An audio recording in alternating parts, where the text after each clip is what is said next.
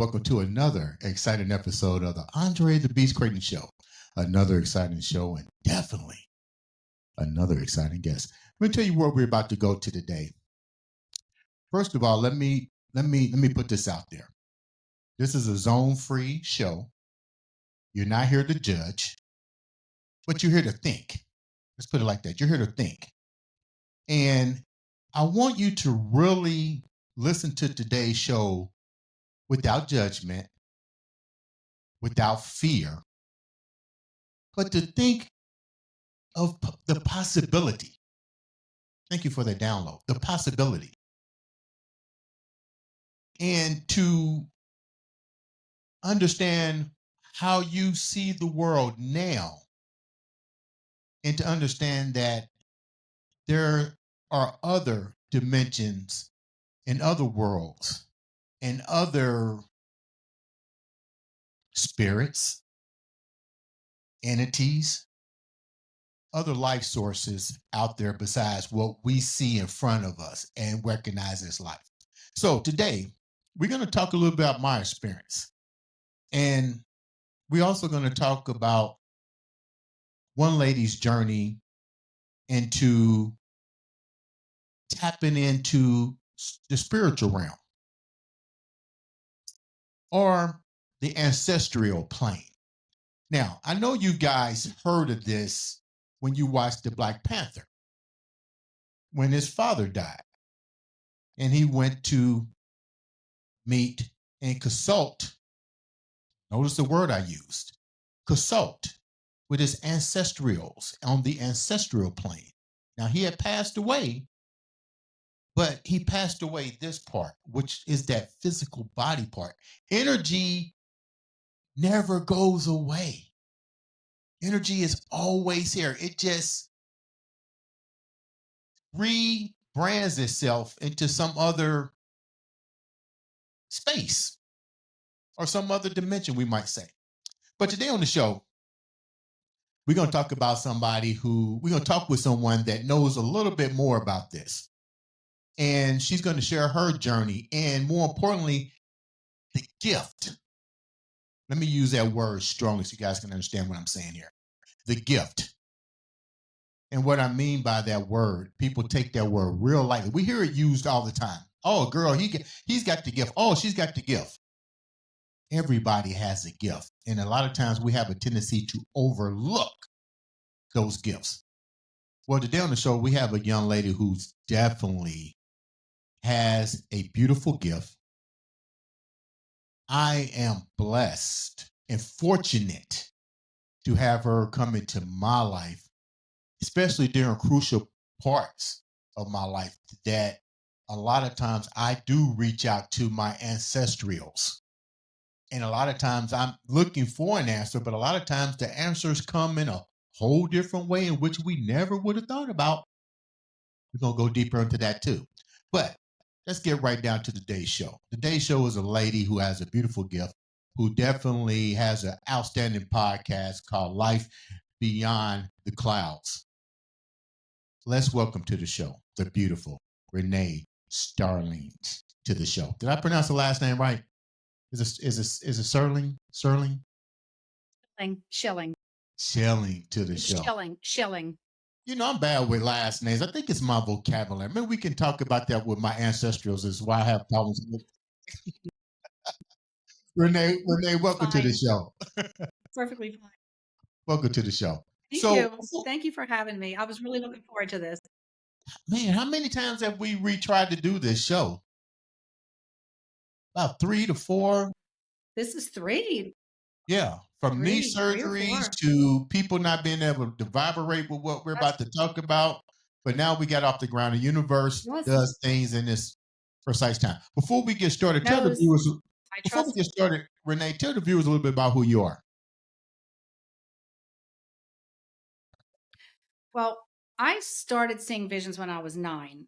I was a very young girl when I started seeing visions of angels. I started seeing things. It happened when my mother was sick. She lived, but she was in the hospital for a very, very long time, and they didn't think that she would make it. And we just didn't have any family around. My father was in the military, so it was just us, right? My mother and father and 2 brothers. And And I went to bed and I can remember just praying for her as a 9-year-old little girl and started seeing visions of angels and them telling me things that would happen. She would sit up tomorrow, she would eat, and she was doing all of those things. And that's like every day I would get a message and it would be what happened. So I just assumed everybody saw this. I assumed everyone did. And for me, it's always been, Andre, about love and light. It's never negative, it's never bad. I always tell people I'm a Christian, I use my faith. When people come to me, you know what I mean? And I'm booked out for a long time. And I'm honest about that. It's always about my faith in God. And people can call it what they want. For me, I know what I see. I know the experiences I've had in my life and how it changes people's lives and it heals them. And when they can connect and understand that there's more and they've lost a loved one and they can move on with their life because of the messages that come through. And it also, what I also is much, and I love the intro that you did because we're all clear sentient. So we all sense things, feel things, know things. And this is what I also tell people. How many times do we say, I thought that would happen? I knew they would call me. I shouldn't have gone.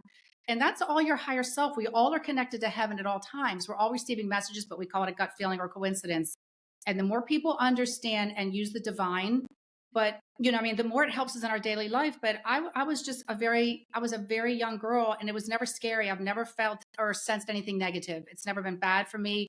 You know, it's never been like that for me. It's always given people hope and it helps people to understand that when you leave this physical earth, you go back to where you came from. We say life after life, but there's life before life. We came from somewhere, we go back there.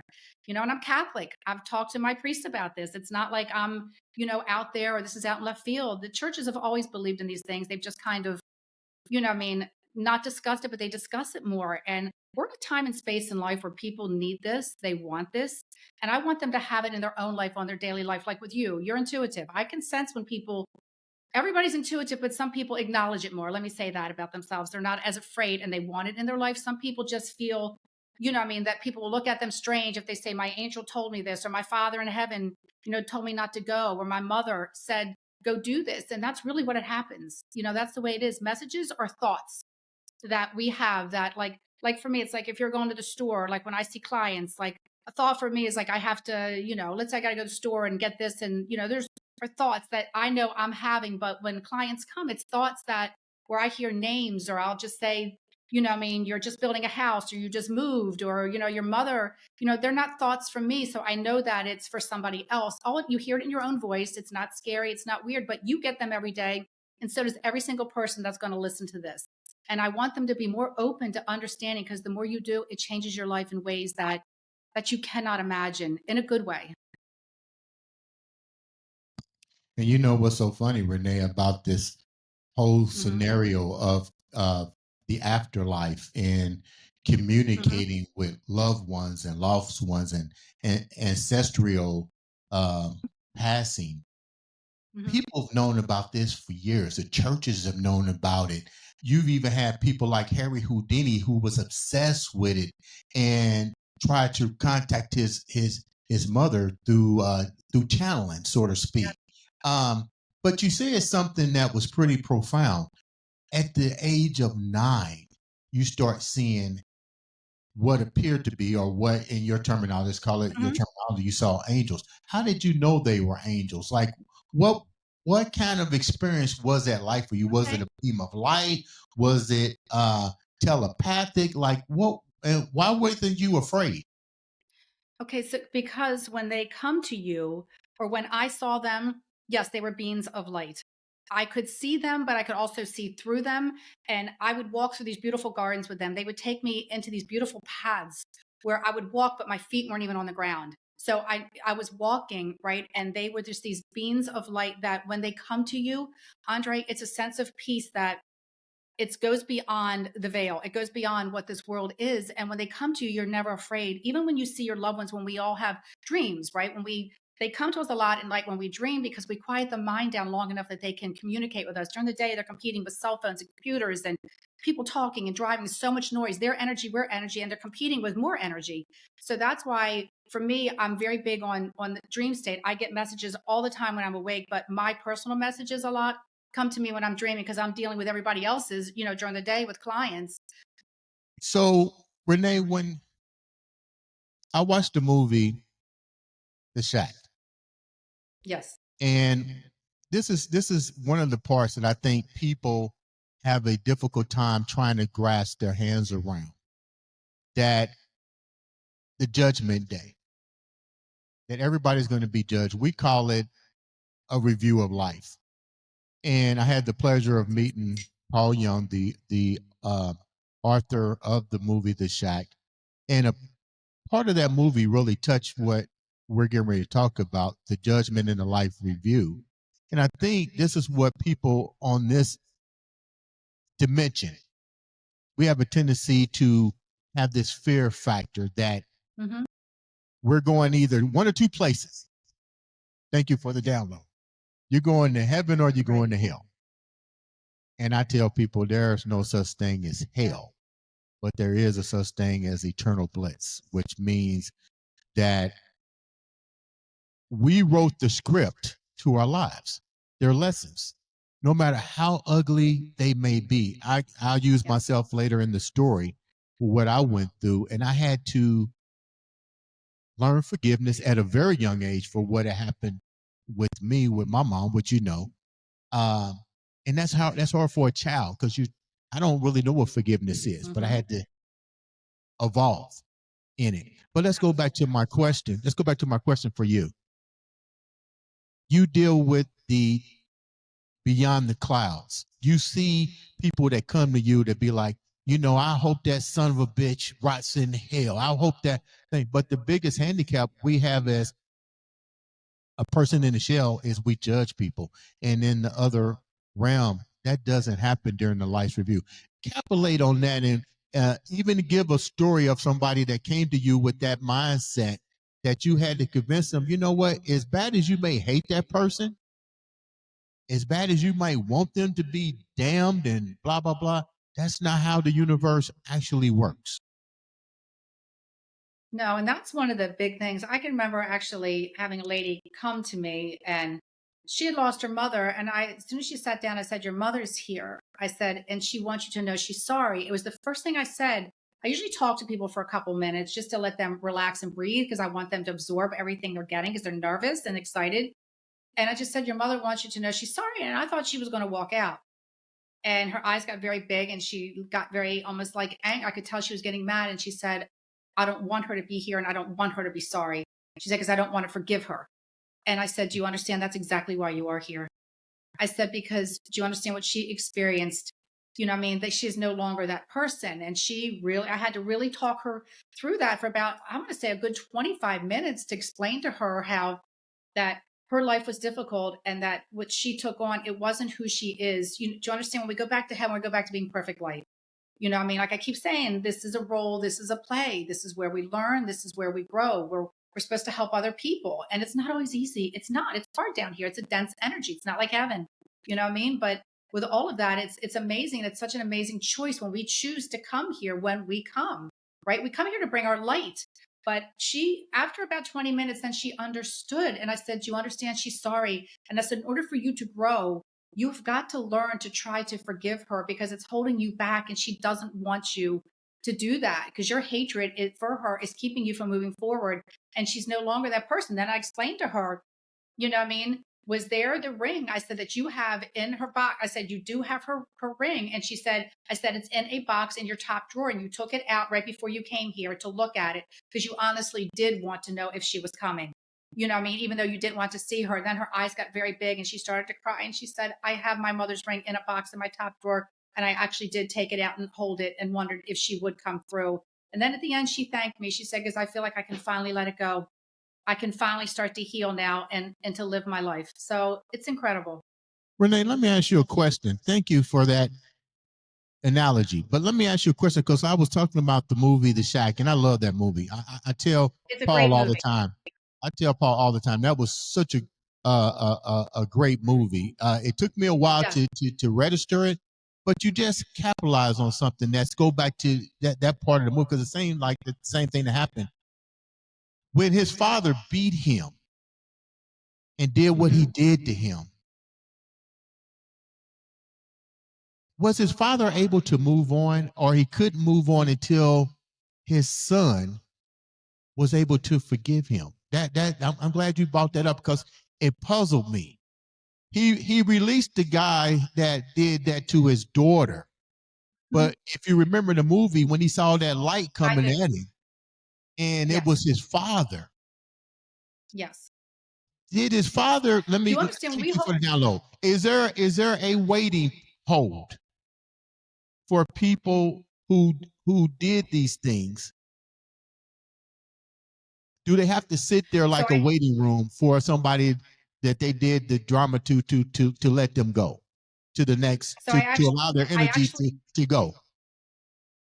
I love this question, and I can actually give you a scenario in my life how I can tell you what was interesting for me. But yes, like God said, in my kingdom, there's many mansions. So the way I look at your life is according to how you live your life. Like, let's say you were like that movie was an amazing movie. I've seen it many, many times. But how you, when you have really physically intentionally hurt someone and you beat them, you hurt them, you break them down, it's like going to a five-star, let's say like a five-star resort hotel or going to a one-star. So people that have lived their life, and we're going to all make mistakes. There's nobody that didn't say or hurt or do something here, but the intent is different. So it's like this. If you lived your life and you try to be the best person you can, you know what I mean, and help people when you can, of course, making mistakes in between, you're going to go and be able to travel anywhere and go see anyone in heaven and go visit your family and help them. But if you were someone that was cruel and, you know what I mean, beat someone or, you know what I mean, just cheated on people and lied and just did things that, you know, you hurt people, then the place that I was shown one time in a visitation in a dream, and it was really, it stuck with me. It's where I was there and I was walking down the street and everything looked brown and dead and the buildings, like no one lived there. There was no life form, you know, nothing really existed. So what happens is you will go in those places, like you will go in these almost like way stations for a while, but the soul does grow. And when you're there, your angels can still come visit you, but you just don't have the ability to go and see everything in all its glory until you spend whatever time God, you know what I mean? You know what I mean? Thinks that it was enough, or when you're heartily sorry. It always matters what the heart says, or you cry out and ask. So the reason I want to go back to something, how I know this is this was years and years ago. Like I said, I didn't really know my mother's parents. I had this dream where I was in heaven and I was walking and I could look over to the left and I could see water and Ferris wheel and tents and hear music. And then all of a sudden I'm walking, I'm looking down and I stepped over these ropes with these stakes and I stepped over it and I could see a big canvas tent. And in visitations, you'll never forget. It can be 40 years, you'll remember it in detail. I looked down and I saw this woman and I could see her shoes and I saw this beautiful burnt out orange dress. And I saw this most beautiful woman that was 30 years old. And I said, Grandma, how are you? And she said, I'm good. And I said, what do you do in heaven? And she said, you do anything you want to. I go dancing all the time. She said, tell Gina I love her, tell her I love them all. And Gina's my mother. And I said, how's grandpa? She said, he's good. We're not together here. She said, he still has a lot of growing to do. I only visit him. Then she said, tell Gina I love her, tell her I love them all. My mother's one of 11. And I just woke up and it was so real. And I called my mother and she said, oh my gosh, today was my mother's birthday. And then, you know what I mean? And so what I knew to believe from that was a higher soul can visit a lower soul in heaven, but the low souls cannot go up and have complete freedom, right? Until they have learned lessons. So they're not going to always go to the most beautiful place. It's not like they're going to hell and they've got things grabbing at their legs, but they're going to go to a place, like I said, what I saw where the trees were brown and things weren't beautiful, as opposed to when I've seen the other visions of heaven and it's beyond what you can even describe. So that's what I feel is if you've lived your life, you have to learn and understand what you did. It's like a parent with a child, right? You'll say, go to Yeah. your room for half an hour, or you take give you today your cell phone, right? So you have to understand what you did. And then once you do, it's like, okay, go ahead and go. And that's the best way I can describe that. So it's not a purgatory, but but I guess to sum this up, do they still need the forgiveness of the individuals that they did the It action helps them. upon? It helps them. It helps them to get out of where they are. So if you, that's what I always say to people, pray for people, even if they hurt you. I still pray for them. I pray for everybody, even in heaven, even though I know they're good, because every prayer is received. So yes, because when you forgive someone that hurts you, it does help that soul in heaven to be able to move forward sooner. It's a big deal. Why do you think? Why do you think that individuals have a difficult time understanding that there is? No, let me rephrase this. Thanks for the download. People have to believe this or they wouldn't go to church. People have to believe that there is a better place, just as so if they believe that there's a hell. But why do you think that people have a hard time believing. If you can believe that, then why can't you believe that you can talk to the ancestrals, your loved ones? In Again, other words, I why do you think that think the church has sometimes pretty much almost demonized it, so to speak, by saying that's the devil's playground. You once people are gone, they're gone. You can't talk to them. Why would they want to come back here and talk to you? You probably dealt with this all of your entire life, and it's probably one of the things that your mother and your father and even people like Casey and Nostradamus feared Mhm, for being called a herrick and getting burnt on the stake and so forth. mhm. So I get this, but why do you think even in today's society where vibrational frequencies are now, people are starting to become a little bit more awakened with Oh, they their way are. of thinking? Why is it still such a low vibration? And why do you think people still think that they cannot talk to their loved ones and their ancestors? It's interesting because they're really changing a lot about this. There's even a Bishop Barron, I follow him. The Catholic Church, they're changing a lot now, even with their views with this. They're acknowledging, they saying people that have supernatural gifts, as long as you're keeping God first. I think what happened is they didn't want people worshiping trees and, do you understand, worshiping things that I think, like was said to me by the priest, you keep God first in this. Like I always just say, I call myself, even on my spiritual page on my Facebook and Instagram, spiritual messenger, right? And I have all my other links to Life Beyond the Clouds. It's because I'm just a messenger, just like you are. You're a messenger. You're trying to bring hope, even with doing this, right? With you and I connecting. There's no mistakes. We were divinely supposed to meet and have this conversation.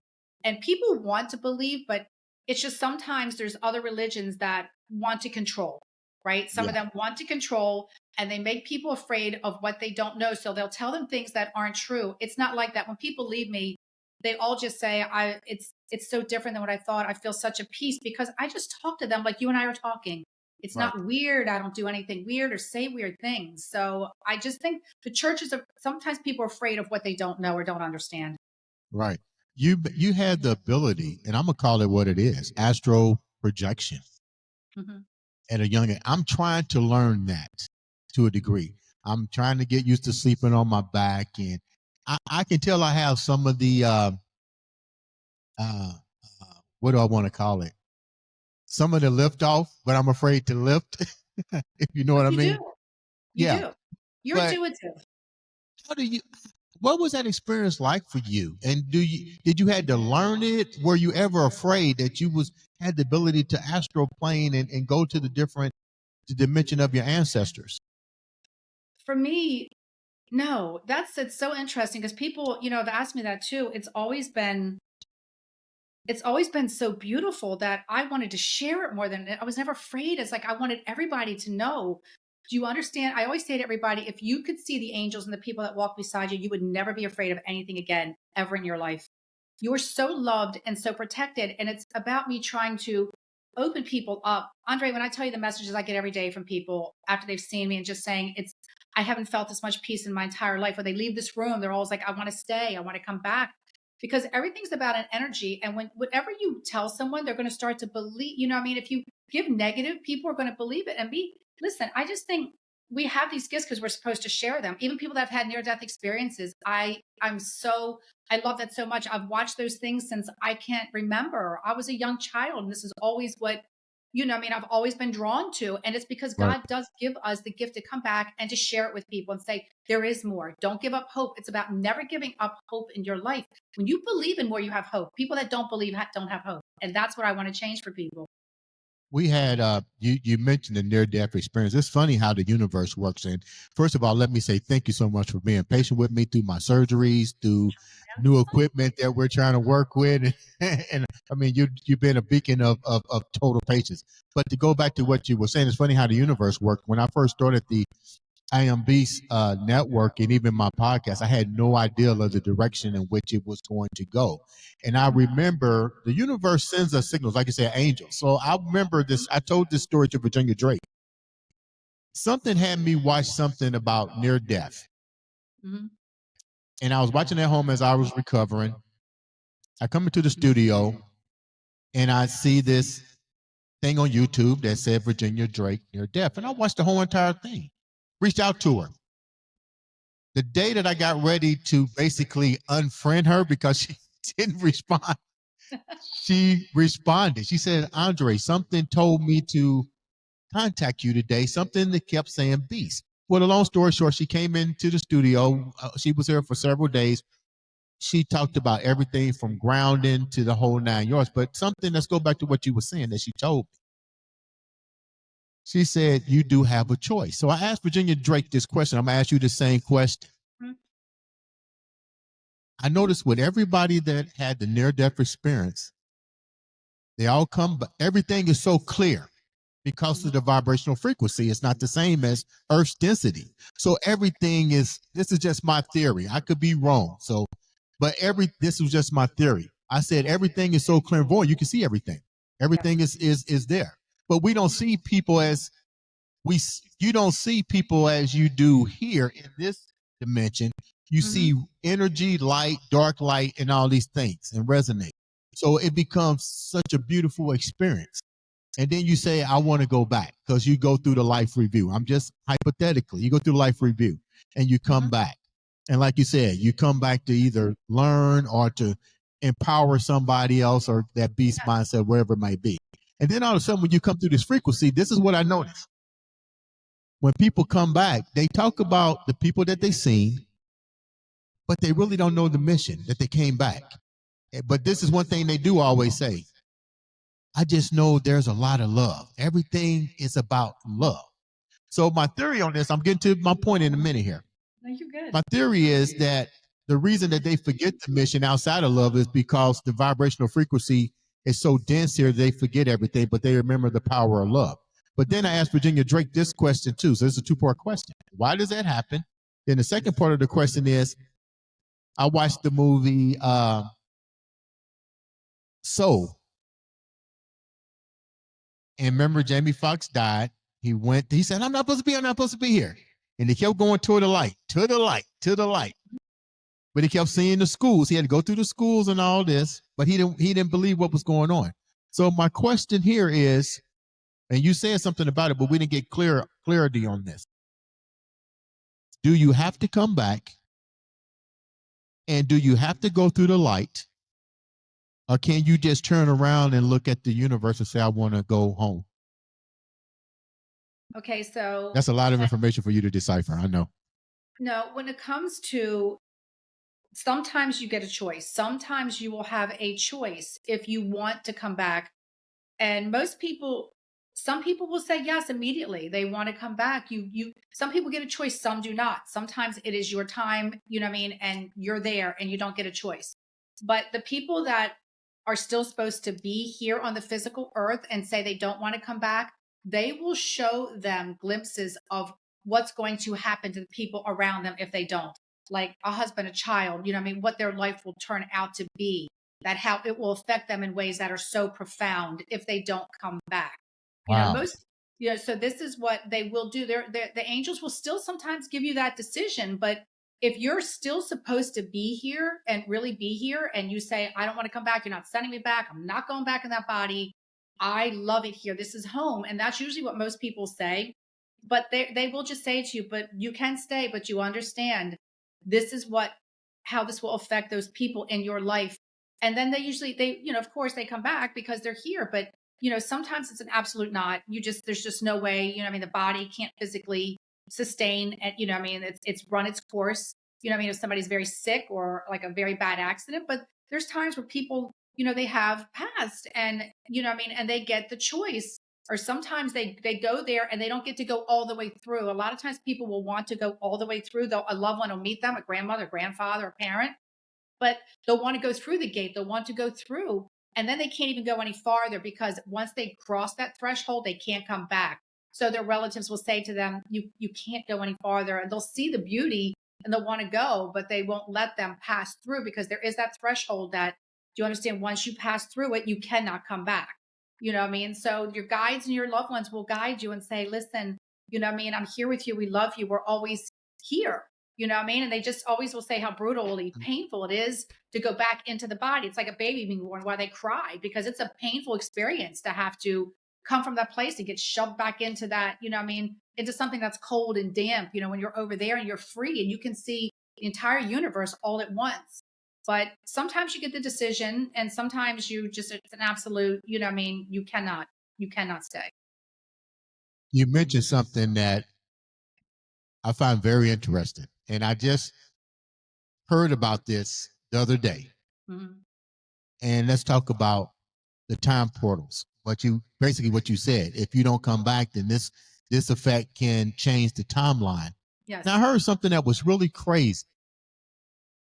They said the assassination of John F. Kennedy did not take place in 1963. It took place in 1968. But because it was it the way that it played out was so catastrophic that it changed the timeline, that they had to go back and redo something with the timeline. A lot of people would think that's crazy to even think about. But remember what I said earlier. Hollywood tells you everything that's going on, no matter how crazy things may turn out. But the effects was that what they said was he died in 1968, but the timeline got messed up. They had to turn it back to 1963, which put in another change of events, such as the Martin Luther King and all the other categories.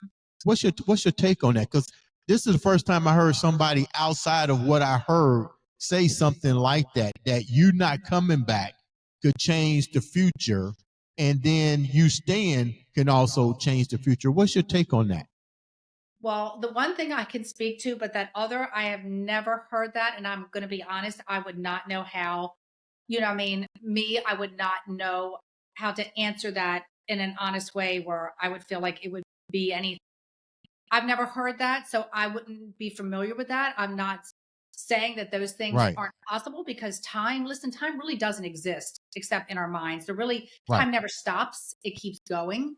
When you sleep, it keeps going. I think time is one of the most amazing things when we do talk about time. So I like, hearing about this. I'm probably gonna be one of those. I have to research everything. Like I'll be, Googling that later because I think it's fascinating because that's how I am when it comes to this. But you think about time and it doesn't exist. It keeps going. No matter what you do, it heals us. It shows us everything. I mean, time is in heaven, it doesn't exist, but we live our life based on it here. Everything we do is based on time, how much time we Yeah, spend.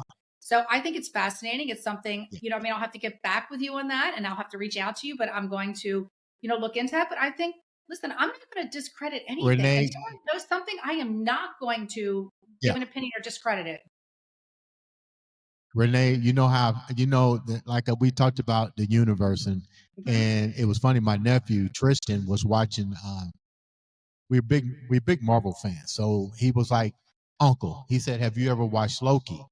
Well, Loki's not one of my favorite superheroes, so I'm not gonna really gravitate to watching Loki. He's a misfit, a miss of God, always throwing pranks and all. So something Uh-huh. told me. It's funny when you talked about the angels. Yeah. Something said, "Sit down and watch this." It was mind boggling. It was like a Rubik's cube. It went from the timelines to, like you just talked about, there is no time because he died, and they showed his Mhm. whole life review. It was the most scariest thing, but it also showed what would happen in different dimensions.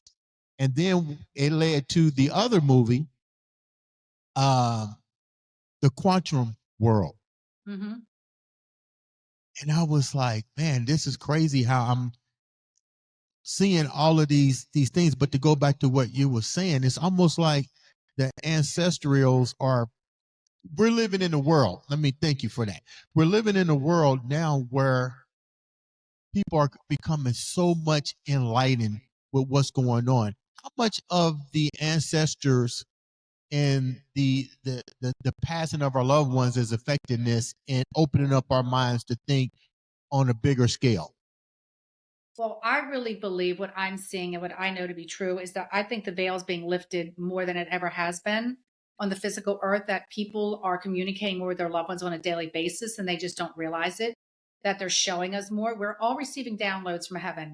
I always say we're always getting memos from the head office all day long. We're like a computer, we're getting downloads. They're telling us to go here, look, and do this, all day long. we're being shown, and we're becoming more intuitive because we need it right now more than ever, right? Because the world's so chaotic.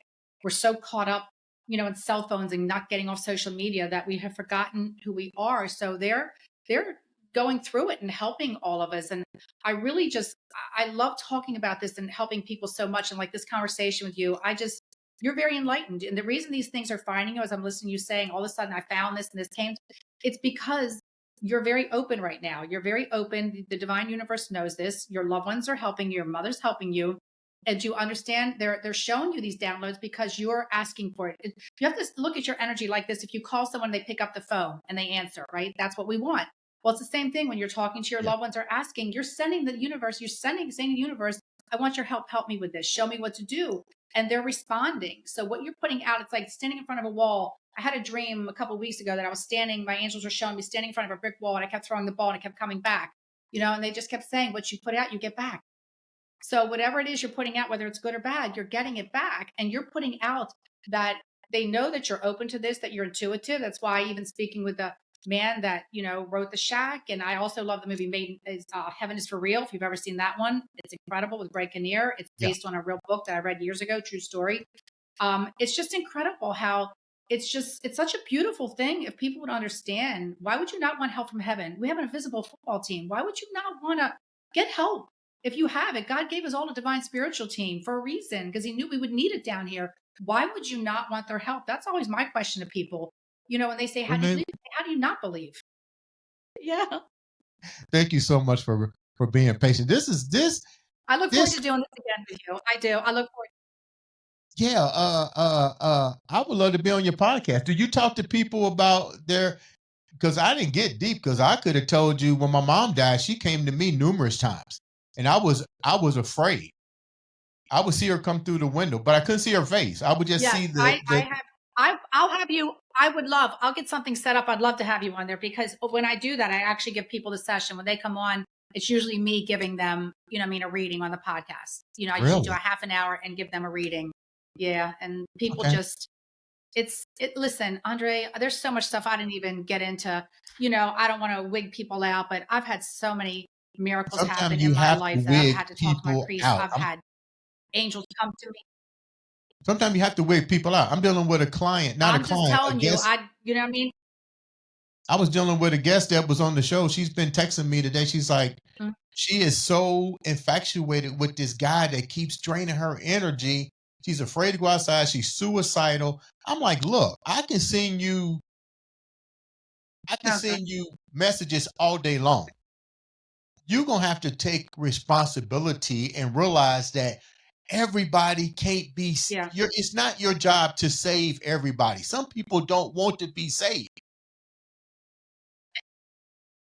And that's the truth. And that's what I have to, I mean, even with this and Andre, honestly, like things with me, the miracles that I've had, that I've experienced, I mean, things that are just, it blows my mind.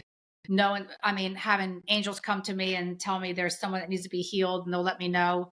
I mean, and sitting up and I'm praying, saying the Hail Mary, my hands were so hot, and I'll just sit up and then talk to my mother the next day. And she's telling me my friend across the street, they think she has leukemia and don't say anything to her, and I'm thinking, oh my God, is this what they're telling me? I'm supposed to, and I get down there and she walks over and she's crying. And Andre, I remember it like it was yesterday. And she was crying and saying they think she has lymphoma and she can't be taken from her daughter. And I put my hands on it. I'm saying, where is it? She didn't know. And I'm saying, God, heal her if this is what you meant, if this is what you were telling me to do. And I said, let me know how the biopsy goes, Andre. I'd pray for her every single night. And then the night before she called me, I said, let me know how the biopsy goes. And the night before she called me, little angels came to me like little kids, and they said, stop worrying about her. It's only a virus. She's healed. It's gone. She called me the next day and said, Renee, when she went in to go get the biopsy, they couldn't believe it. They said, it's only a virus. It's gone. They've never seen anything like it.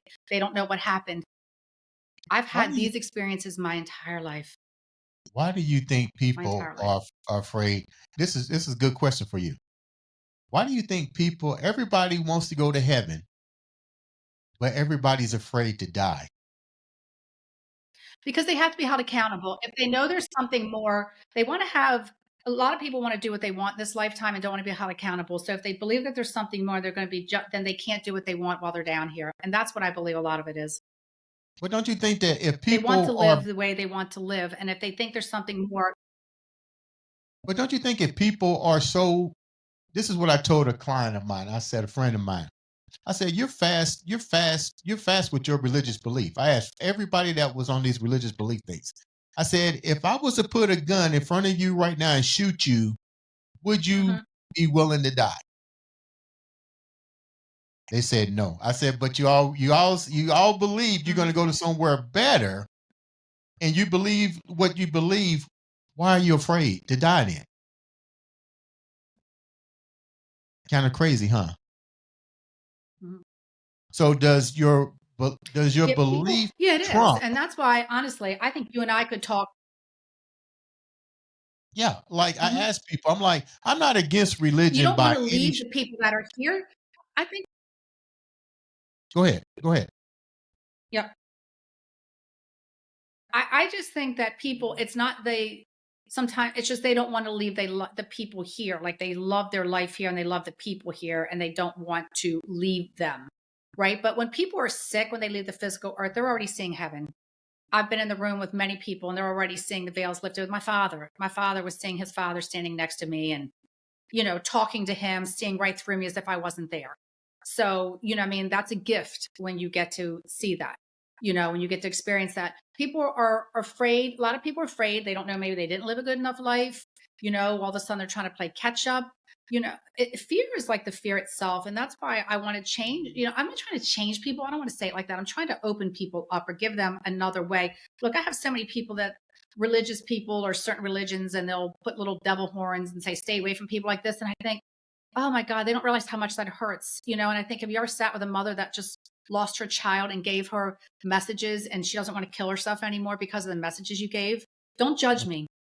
You're the ones that judge. That's what really bothers me, is when people judge, because I'm thinking, you've never been in a room with me and seen the people leave and want to live again because of the message that they received.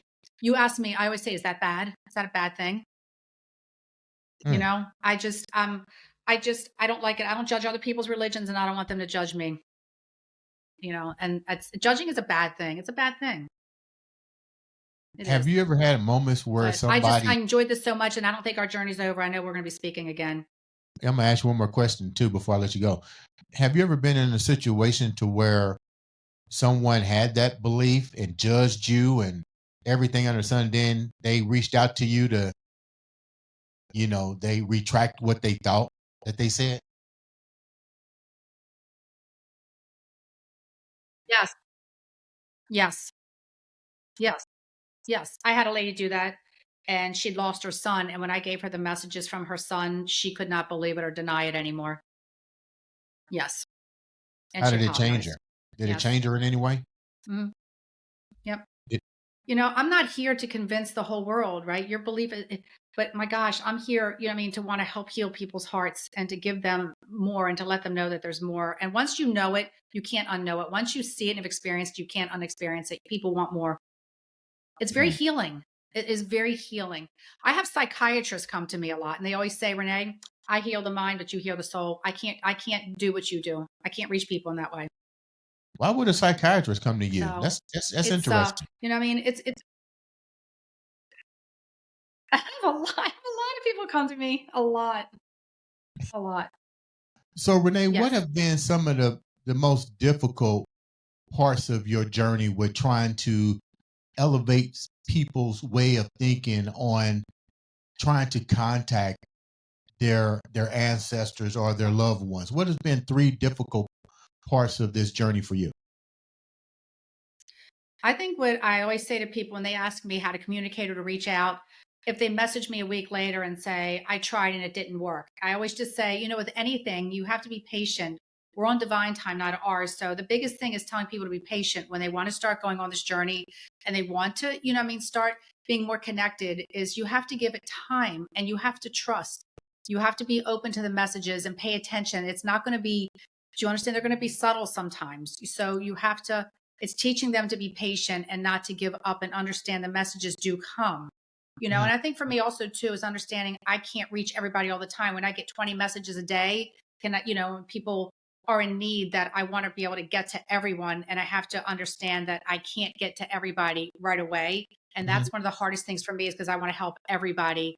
and that I have to understand that I need to take more time a little bit. Right. That's probably one of my biggest struggles, Mhm. and I think just for me, it's just understanding that it's not for me to convince people. You know what I mean? It's to Right. help them to understand on their own life and understand they don't need people like me all the time. Sounds crazy to say that, but I want people to understand who they are and to start asking for themselves. Before we wrap up, you share a lot of stuff with me, and I always tell people I like to bring myself into the person's journey because we Hmm. all connected some kind of way, vibrational. We come from a creator. We all know each other to some degree. You share with me Yep. things from my mother and my journey here that was really profound. A little bit about the story. My mom was murdered by her uh, husband at the time. I grew up um, without her. I That was a very difficult loss for me. That was my best friend. I dealt with Yeah. a lot of remorse behind that. But when you came into my life, you shared a lot of things that I thought was really, really kind of crazy because you mentioned that some of my guardian angels happened to be my grandfather. And I was like, I remember telling you this precise. I said, there's no fucking Hmm. way. Because them though neither one of my grandfathers ever were close to me, as a kid. You know what I mean?